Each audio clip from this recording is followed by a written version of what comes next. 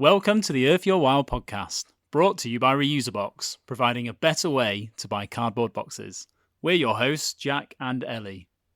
This is the podcast where we talk to industry experts and change makers to try to answer the question, how do we make our businesses better for people and the planet?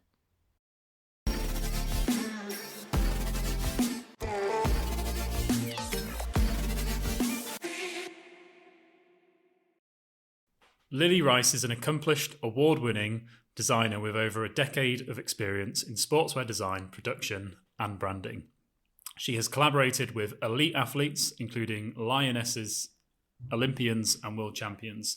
Her work has been featured in prominent publications like Vogue, and she is the founder of the Long Run Club, whose mission is to positively impact the environment through sustainable and ethical sportswear design. Welcome to Earth Your Wow, Lily. Thank you. Thank you for inviting me on. I wanted to start, I just wanted to find out what is the Long Run Club? So the Long Run Club is the ethical teamwear supplier. We set up to produce kit for cyclists, triathletes and runners. But we also do a lot of kit for corporates who want to put sustainability at the forefront of what they're doing. Whether that's a kind of charity sporting event, or we also do a lot of kit for events where they want teamwear to wear for those. So was there something that happened, like a particular moment that inspired you to start the Long Run Club? What's the story behind it? Sure. So the Long Run Club was founded by myself and Guy. We both have a background in sports and sportswear. So we worked together at a previous business and we really recognised that there was a need for teamwear. There were customers who wanted teamwear that was better for the planet. And so we decided to continue that journey using our experience and expertise. It's really been around having a love for sports and just knowing the impact that sportswear can have on the planet when it's not considered, and sustainability is not a part of that. So it came from that passion, really. We did do a bit of research, not necessarily about sportswear, but more kind of like the textile industry. And we were quite shocked. I mean, we were reading, on your website and some other sources, that about 10% of global carbon emissions come from textile manufacturing, apparently. And apparently annually the fashion industry produces 92 million tons of textile waste. It's pretty impactful. So fashion's actually responsible for more global emissions than aviation and shipping combined, which is just breathtaking, really, because most people know that fashion's a problem. We know about fast fashion and we've heard that. But when you think about a jumbo jet, and you think about, you see these stats of stars that fly around the world and what that's causing, they don't seem comparable, but the amount of waste that's created from fashion is really, really impactful. And it's a growing industry as well. So it's a problem that's just increasing year on year. Yeah. And why is it so bad? And what's the solution here? Like what's your solution? So there's a lot of different aspects to the fashion industry, and I think that's probably why it's so impactful. One of the biggest problems is the raw materials themselves. So within sportswear, polyester is probably one of the most widely used fabrics. And we use 340 million barrels of oil a year to produce virgin polyester. That's just the cost of kind of making the fabric, not including the chemicals for then the processing. And then that's just the raw materials, not looking at the whole process from fabric to garment. You've then got the dyeing and the shipping. But then you've also got the human element too. So a lot of what's talked about with sustainability and fashion is kind of that carbon impact. But there's a whole other side of workers' rights and kind of looking at the ethics behind fashion as well. But yeah, essentially it's to do with the fabrics and what we take, the resources we take up to produce that, and just at the amount we're doing that, probably one of the fastest industries in terms of consumption of raw materials. We were talking about the social impact earlier, and is it more just that the majority of textiles and clothing is being made in countries where they don't have kind of, legislation to kind of, stop protect workers. Yeah, thanks. Is that kind of the main problem, or do you think? Yeah, I mean, that's part of the problem. I guess the main problem, or the crux of the problem, is our expectations. So in 2019, 62 million metric tons, I wrote it down so I got it right, of clothing was produced. And I think the problem is how much clothing we consume, and then our expectations around pricing, which then leads to suppliers and brands looking for cheaper production to hit the pricing and the margins, which then leads them, as you say, to countries where workers can be exploited, paid less, worked harder to kind of hit these price points. But to me, the problem is around the expectations of how many clothes we should have and the value of those clothes. That's the kind of stem, because if we all had less clothes and accepted that they cost more and therefore valued them more, there wouldn't be that pressure on suppliers to push down on the manufacturers, to push down on the workers. So it's very much a chain. I guess it's so complex though, isn't it? Because you think of the cost of living crisis, and we live in such a consumer orientated world anyway. Everyone's going to be like, oh, I can buy this dress from Shein for £3 or something. How can we get people away from that when people would just say, well, I don't have the money to go and spend it on this, a more ethical brand. And I totally understand that, because sometimes you look at, a garment online and it's beautiful, but the cost, you think, oh my gosh, especially when you're of a certain age and you go, I remember when things used to cost this. I think the problem is around the expectations. When I was a teenager, it wasn't unusual to have, your nice pair of jeans and your nice top, and you'd maybe have a couple of tops and change them, but you'd be wearing the same pair of jeans each night out. That was normal. Everyone did that. Whereas now my nieces and nephews kind of are very much of the generation where, oh my gosh, I can't wear that again. It's been on TikTok and that's it, one and done, which is just bizarre, because you go back even further. And if you look at a vintage wardrobe, maybe you're in a charity shop and they've got vintage wardrobes are tiny because they had so few clothes, because you just had your good dress and then maybe a couple of, everyday pieces and maybe your work outfit. And that was it. You just had that capsule wardrobe that you rotated. Whereas now I feel like we're pressured into kind of, you've got to have a spring wardrobe, a summer wardrobe, your winter wardrobe, your going out wardrobe, your work wardrobe, your sports wardrobe. It's like, actually, do we need all of this? And if we took away that pressure of needing all of these garments, then the kind of cost of living crisis thing becomes null and void, because you're not paying out constantly. The interesting thing around some of the fast fashion brands is, and I heard this recently, someone ordered something by accident. They didn't realize it was from a fast fashion brand. This is a friend of mine, and he wanted to cancel the order. Immediately realized, wanted to cancel the order. They said, oh no, because our pickers pick so quickly, we can't cancel orders. You have to wait to receive it and then send it back. I think the item was about £4. So then he looked at returning. Well, it costs £2 to return. So it's just this thing of, they've caught you in this cycle of, actually people are ordering things they don't even need or don't even want.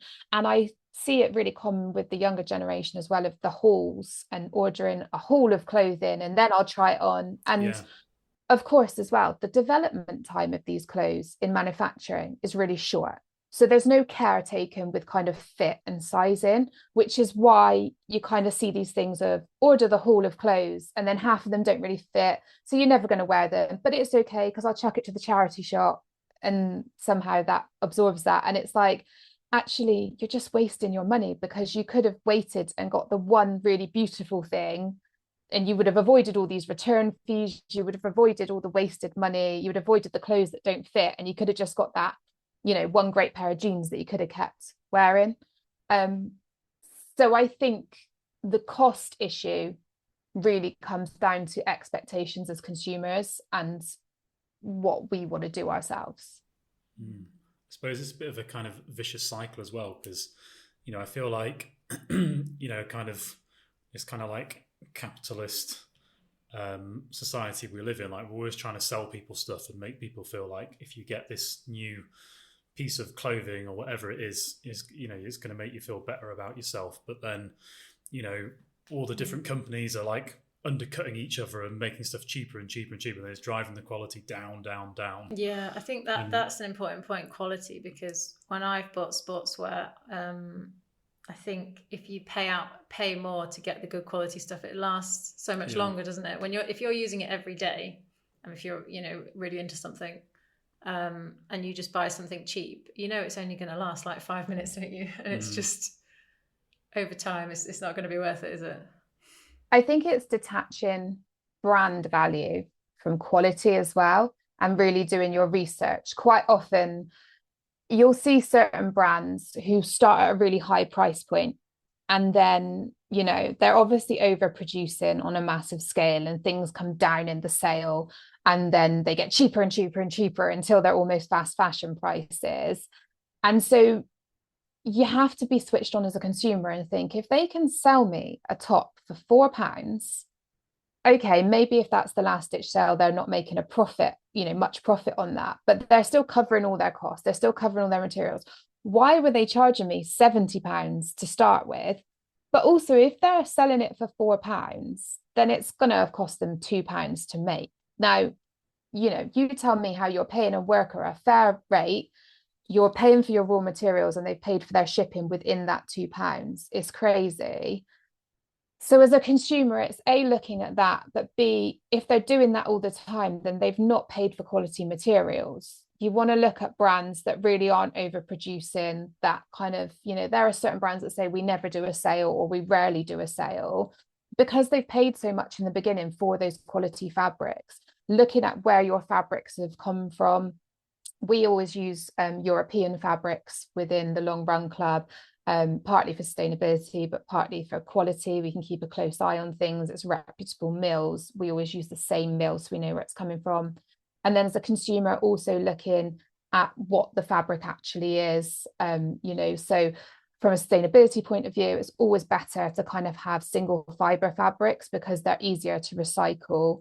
And it's also a little bit like food, where with a single fiber fabric, it's not been messed around with loads. They haven't kind of put a load of rubbish in there to make the fabric seem better. So kind of, higher quality fabrics. So for example, some of our garments are 100% recycled polyester. Other garments are a high polyester content and a little bit of elasting, because you often need that in sportswear for stretch. But it's a difficult thing to be aware of if you're not in industry, and you're quickly kind of thinking, oh, I need a new cycling jersey. But the more we educate ourselves as the consumer, the better choices we can make, and then the better brands we can support. I think that's really true of sportswear. I mean, I'm no expert in it, but I feel like if you get like a cheap piece of sportswear and like an expensive piece, like a shirt or something, it's not that easy to tell, like, until you start wearing it, and then you're all right, it's falling apart now after like 3 washes or something. So, but how do consumers like find that out though? Like, it'd be really neat if there was just like, you could just scan it and it would just give you like the impact on your phone or something. So legally, every garment has to have its fabric composition on it and where it's made. That's a legal requirement, and then it should say that on the website as well if you're shopping online. So they're kind of really good things to check, because there's certain places where you think, I would question whether that's an ethical place to manufacture, whether there's things in place. And quite frankly, if you're manufacturing in a country that could be questionable, but you're a kind of ethical and sustainable brand, most of those brands will come forward and say, we work with a specific factory, here's our relationship with them, here's the certification that we have with them. So although it's in a country that you may generally question, these are the things that we've put in place, which is great, but that's generally given to you if that brand has done those steps. So yeah, just initially kind of checking your fabric composition, checking the country of origin, and then, you know, take the time to have dialogue with the brand. It's very easy to work out greenwashing once you kind of just lift the bonnet on something.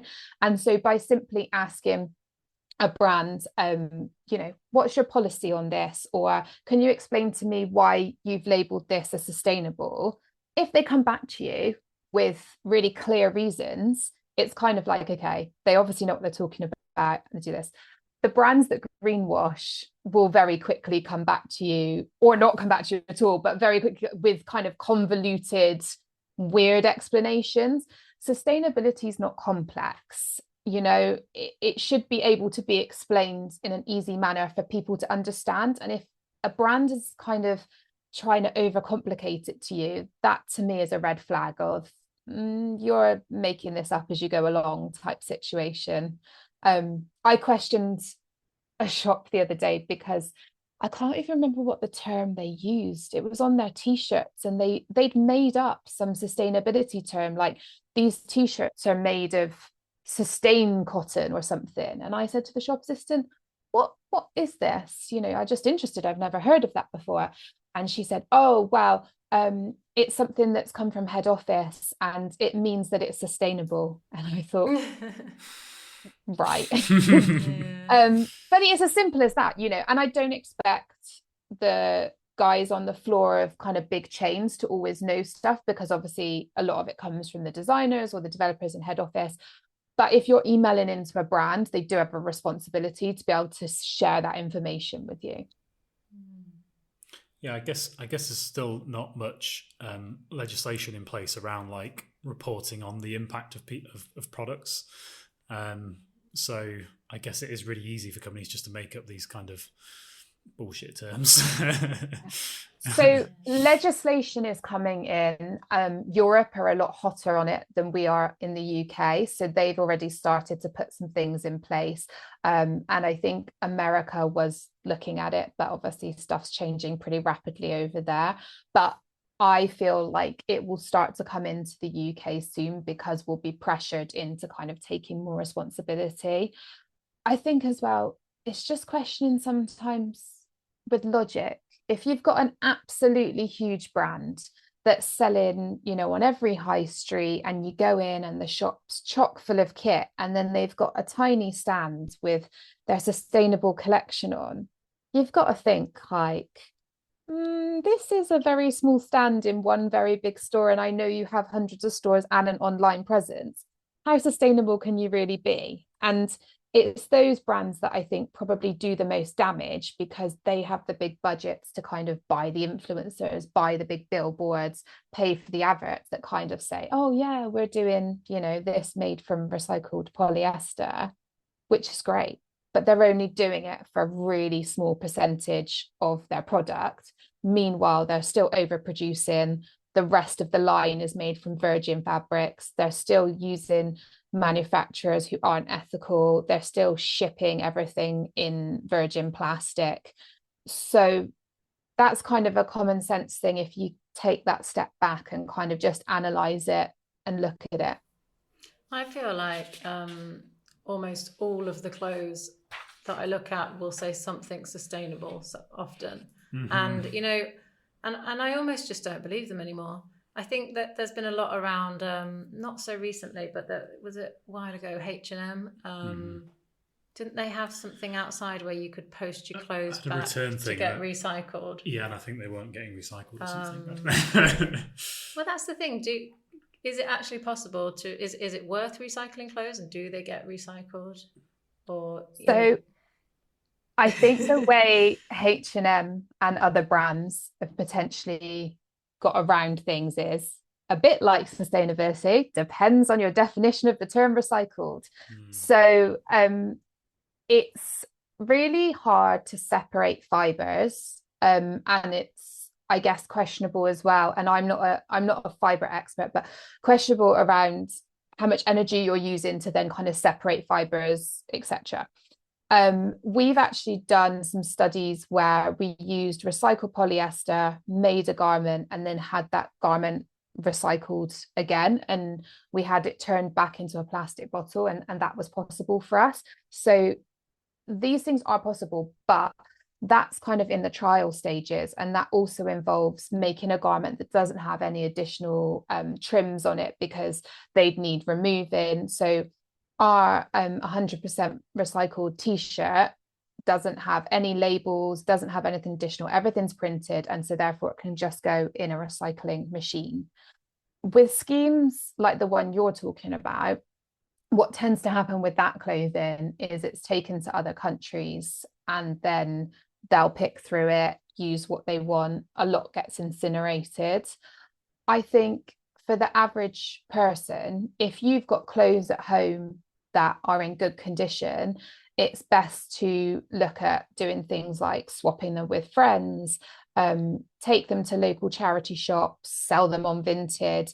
There are also specific charities. So Pre-Love Sportswear, they're a charity that you can donate your sportswear to, and they have stands at things like the National Running Show and National Cycle Show, but they also sell online, and then they also work with clubs and organizations who maybe need those specific garments. So there are places that you can recycle. There are charities that will take bras that are barely worn, because we've all done that. We've all bought the bra, got home, and then gone, oh, actually this doesn't fit me, and then they will gift them to women in need.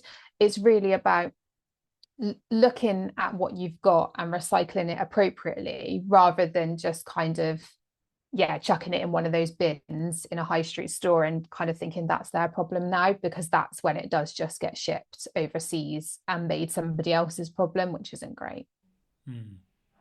And did I read right that is it right that the Long Run Club only makes bespoke clothes? Is that right? It's like kind of made to order kind of thing, or how does? Yeah, so everything we make is specific to a customer's order. We mostly work with teams or corporates that want to order garments for something that they're doing, like an event or for their season. So we only make enough clothes for that specific order. We never make anything extra, which is great in terms of making sure there's no waste. And we also say that we take responsibility for everything we make.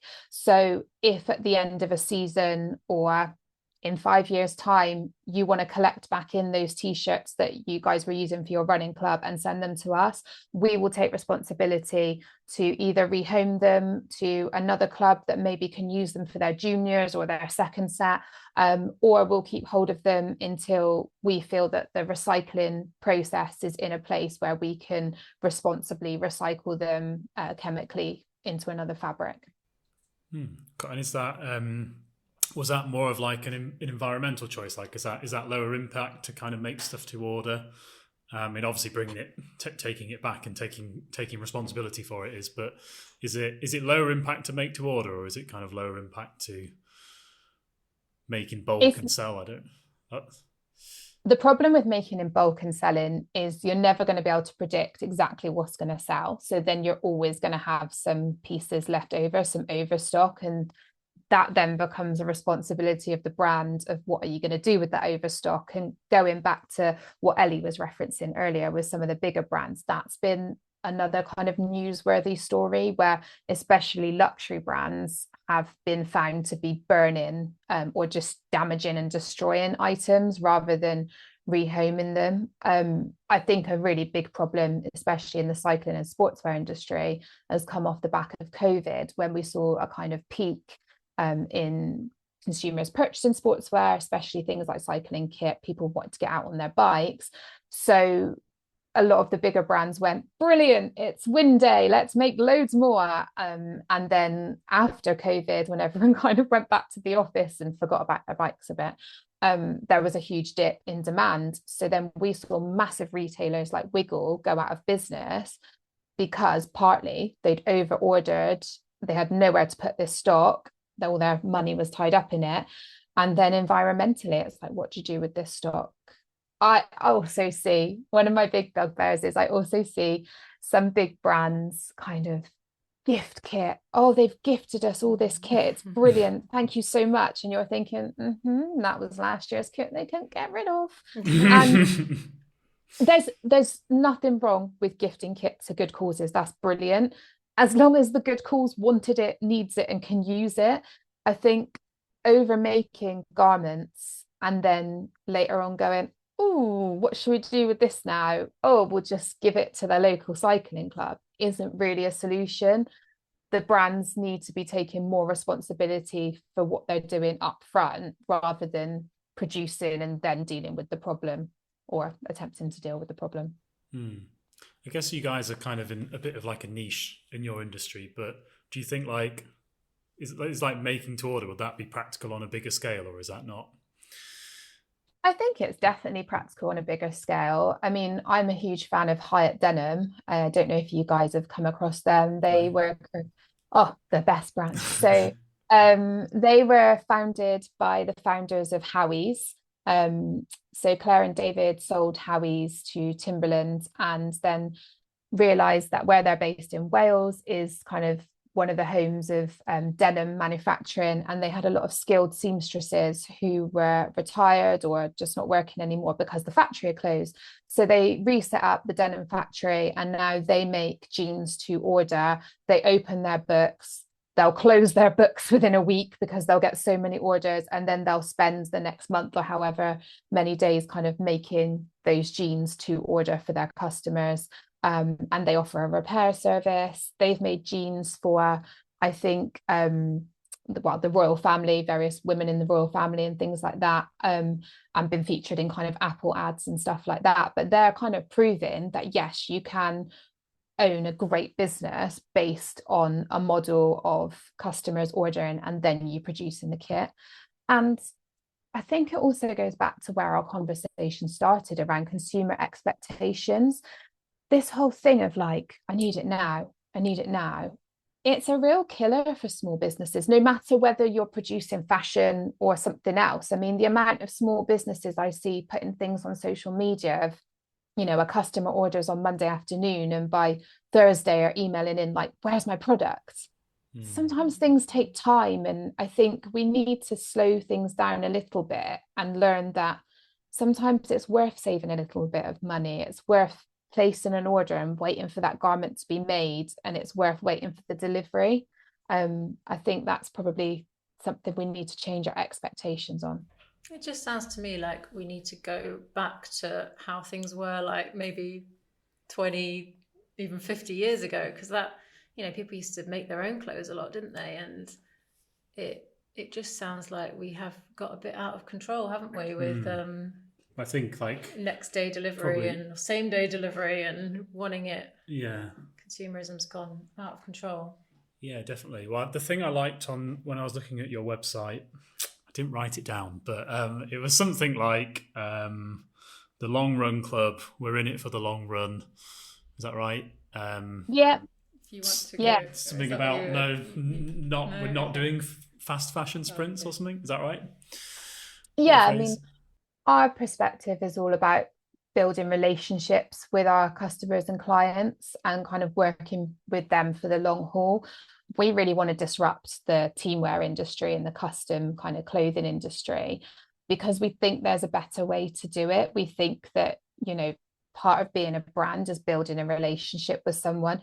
We love to chat to our customers and clients about their events, what races they've gone up, how's their training going. Guy will talk forever about whatever bike they've got.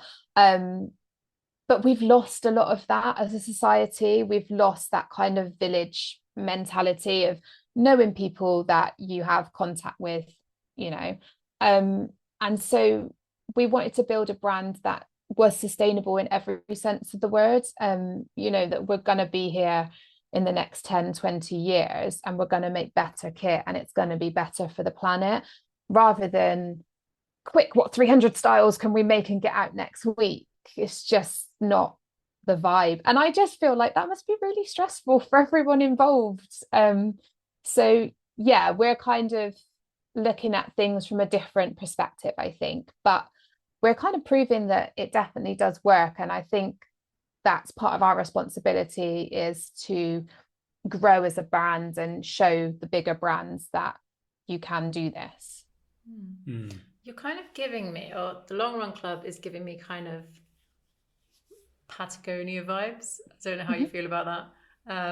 I feel pretty good about that. Okay, that's good. Well, I was just thinking that Patagonia have obviously scaled. That I love Patagonia, but they've scaled. Are they multi-billion? I don't work for Patagonia. I don't know. So I don't know why you're They're looking pretty at me. big, aren't they? And they do great things. So obviously, you can scale a purpose-driven company. Sorry. So yeah, what are your thoughts on Patagonia? Do you draw inspiration from them? Yeah, absolutely. I don't know if you've read the founder's book, but that's a great read Yes. if anyone listening hasn't. Recommend that. The founder of Patagonia was also one of the lead forces or the founder of the 1% for the Planet movement, which we're a part of. I think what's really interesting about being a sustainable business, no matter your size, is the minute you say you're trying to do something better, you'll always get people come out and go, but you didn't do this. But you're not doing that, which I totally get. I just sat here and was complaining about the big brands having kind of the small collections of sustainability. But to me, that's different, because if you're a big brand and you're making big money and you have a big reputation, you have more influence and responsibility to do more. That's part of, being Yoda. That's part of it. But when you're a small brand, it's really difficult sometimes because your budgets are smaller. Maybe there's only a couple of you within the business. And so I think anyone as a small business that's trying to do good should be commended. Now, with Patagonia, I think they just do amazing things, but people want to kind of point out the bits where they've, done badly. And it's hard to steer a big ship and keep true to what you want, especially as you're bringing in other forces. We haven't taken any investment at the Long Run Club, and it's not something we're looking to do. We're self-funded and want to keep it that way. And part of that is because that allows us to control exactly where we're going, at what rate we're going, and why we're going there. And I think that's another thing to consider as a listener, if you own your own business, is as you grow, you are going to get outside forces come in, your team will grow, your customer base grows, it becomes harder to keep track of everything. And if sustainability is really important for you, if you've built your business on it, it needs to stay a focus. I think Patagonia have done that really well, but they're not perfect because no one ever is going to be, especially not at the size they are. I think the thing they do well is like making clothes designed to last a long time, just making good quality clothes. Yeah, absolutely. And it's such a powerful brand, isn't it? That you think I'm going to save up and buy that jacket. Actually, it's nice to see a brand that's not selling on price, especially in So I feel like fashion industry, they either sell on like it's a really expensive brand, we're going to charge you an obscene amount of money, or they just like sell on this is really cheap, so you can buy 5 of them. I think it's about choosing where your values are, isn't it? And that is part of the brand. If you see someone with a Patagonia jacket, you think, okay, I kind of know what you're about. And we do that with all brands. So it's just kind of considering what you stand for as a person, and therefore voting with your wallet and using your purchases as an extension of that. I think that becomes more and more complex as certain brands are acquired by bigger brands, and there's a lot of brands where you don't necessarily know who the owners are, or you didn't know that brand was associated. For example, Mulberry is partially owned by the Fraser Group, which is Mike Ashley, the guy that owns Sports Direct, who famously opened during COVID, claiming that they were an essential shop because they sold, I can't remember what, but also had a big issue with having workers on 0-hour contracts, and quite often hired very young, not children, but very young employees, teenagers, etc., who maybe don't have as much experience in the workplace and therefore probably don't know their workers' rights as much. But if you didn't know that about Mulberry, you would consider it a luxury aspirational brand. Essentially, you're walking around with a Sports Direct tote bag. So it's just about uncovering sometimes these hidden things as well, and then being wise about your purchases, especially a big purchase, like if you were thinking of saving up for a Patagonia jacket or a jacket from another brand, just have a little look at the brand aside from what they want to give you, check who owns it, check what they're associated with, and check that's what you want to be associated with. I suppose a good thing is like it feels like it's getting a lot harder to keep secrets, and it's really easy for companies to actually for people to actually understand how companies are being run and the decisions that they're making, especially when it comes to like ethics and stuff. So I suppose that's good.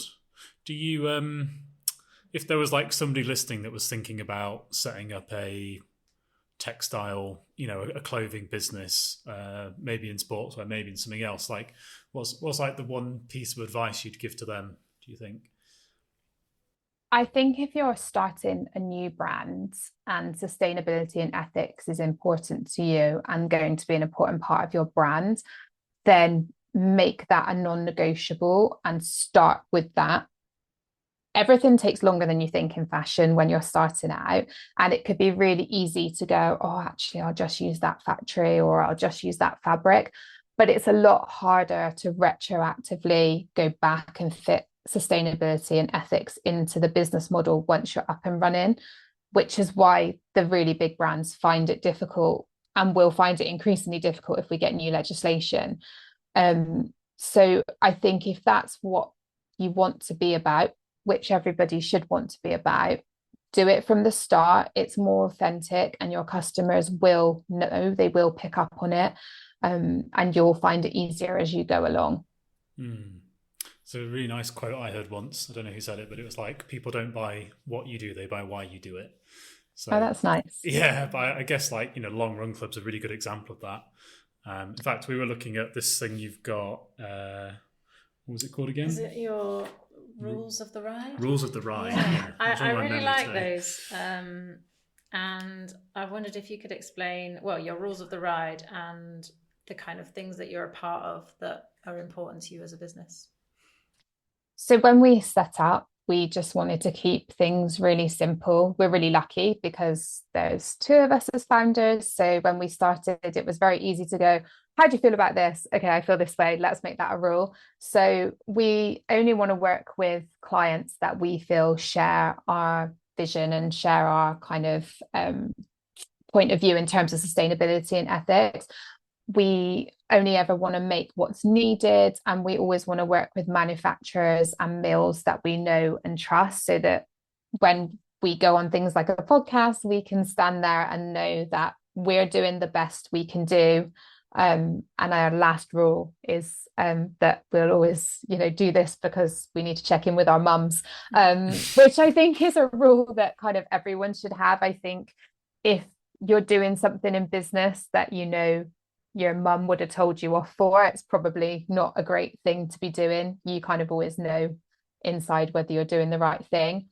And an extension of that was then to get B Corp certified. So we took that on, which is a big process for a small business. But it means that we've been independently verified, that everything we're doing has been checked by someone outside the business, so that customers can trust us from that point of view. And it also means that we can work with a lot of other ethical and sustainable businesses to kind of get together, share ideas, and try and improve the planet altogether. It's an interesting point on, you're talking about like one reason for wanting to be a B Corp was to sort of say that we've been independently verified, with your ethics, because I definitely feel like we're starting to live in a time where like anybody can say anything to everyone, but very few people are actually willing to go out and like prove it and say, this is what we're doing and we can prove it.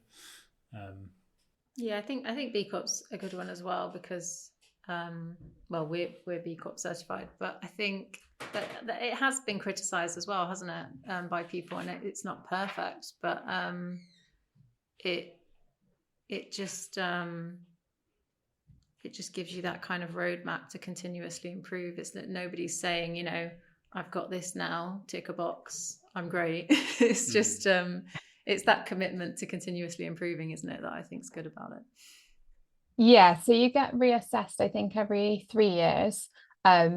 And the way the system works, which you guys will be really familiar with, but the way the system works is that you're given a number of points. You have to score over a certain number, which I think is 80 to be B Corp. If you get below that, you won't certify.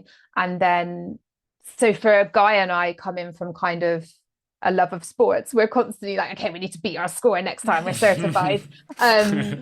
So yeah, which just means we need to improve. I think the flaws with B Corp are that currently a business of any size, so as long as you're over a year, you can apply to be certified. And I think that's challenging because the impact of some of the bigger businesses is by nature going to be greater because of their scale. So we found it quite tricky in that we both work remotely from home. My home has solar panels, so we use sustainable energy. But then there were kind of questions around, do you do this in your office? Like, what do you do with your waste? And I was kind of like, well, I don't really have any waste because I have small children. So they use all my scrap paper and don't really print much anyway. So then it became difficult. Whereas I feel like if you were a great big office and you said, oh, 90% of our waste is recycled, you would have got more points. So I think I can see in the future that potentially B Corp will evolve to kind of a certain certification for brands of one size, and then bigger brands will have a different process. But it's a really useful process that I would recommend to anybody. If you're under a year old, you can apply for B Corp pending, which is a much less stressful process because you don't necessarily have as much evidence. And then post that, you can apply for your B Corp full. But the brilliant part about that, and the painful part, is that you then kind of go through and evidence everything, but it really allows you to kind of look at every aspect of your business, which is important, and to make sure that everything you're doing aligns with where you want to be. So it's a really, valuable process. Yeah, I think well, as we're filming this, they are beginning to roll out the new standards. So we'll see how they evolve over time. But yeah, another thing that you are members of is the 1% Club, which I hadn't heard of. I had a quick look. I thought it sounded really cool, actually. I might sign up. Can you explain to our listeners what the 1% Club is? Yeah, so the 1% Club is quite small. So I'm glad that we've got the opportunity to champion it with you guys and your listeners. So the idea behind this is that you can sign up as a single person, but you can also sign up as a company. So we're signed up together. And each week we just go in and log our activity. So you can either log your time or your distance if you want to. We do time because it's simpler. And then they will plant trees in exchange for your being active. So we just pay a very small membership fee each month, and we know that our being active is going to be turned into trees planted. And then they're great because they also give you the information around kind of habitat saved and the impact of planting those trees.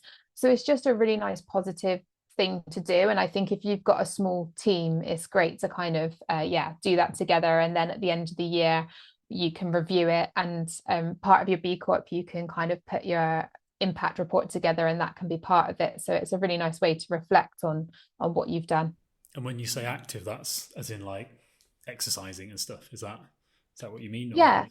Yeah, so it can be as simple as walking, running, cycling. And so that's why we do the time active. So we just kind of click which days and things we've been active rather than distance, because between us, we kind of do a massive variety of activities. But it's nice. I think it's really important just to get away from the desk, especially if you're running a small business. It can be very all-consuming, as I'm sure you guys are familiar with. And it can start to be low priority to kind of get outside and do something. So it kind of gives you that extra push to think, oh, I should go and do that hour walk because A, I've got to take the dog out, but B, I can plant a tree at the same time. So it's really great fun.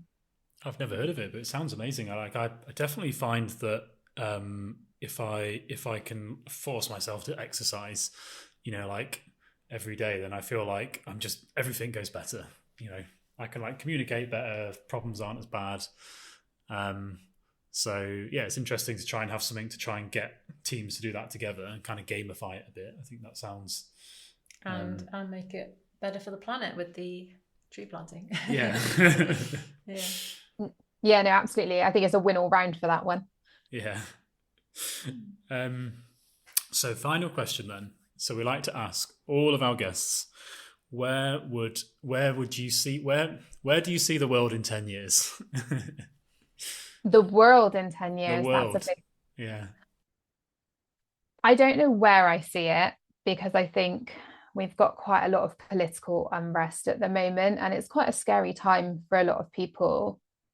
But where I would like to see it is as a kinder place. I think we really need to start to look at the kind of skills and knowledge we have as a species and start championing doing what's right rather than doing what's profitable. I think there was a time when everything sped up a little bit, people kind of realized there was a lot of money to be made if we could advertise this thing or tell everyone they needed that thing. And it's made us lose sight of actually what's better for people. So I'd really like us to kind of start to form a society where we're taking a fresh look at what we're doing to the planet, what we're doing to each other, and reframing the way things are run. Political setups have been around for, hundreds of years now. Do they really reflect us as a society, and is this where we want to go? That's a lot to get done in 10 years, but I feel we're good for it. I feel like as a species we can muster through and kind of tackle that. So alongside that, I guess we'll see the Long Run Club grow, and hopefully we'll have some positive impact and kind of start shaping that utopia. So we'll see. That sounds good. Well, I guess that's a wrap then. Thanks for listening to this week's episode of the podcast. We hope it was truly Earth Your While. For more information, visit reuserbox.co.uk/Earth Your While. And if you'd like to appear on the next series of Earth Your While, please email media@reuserbox.co.uk.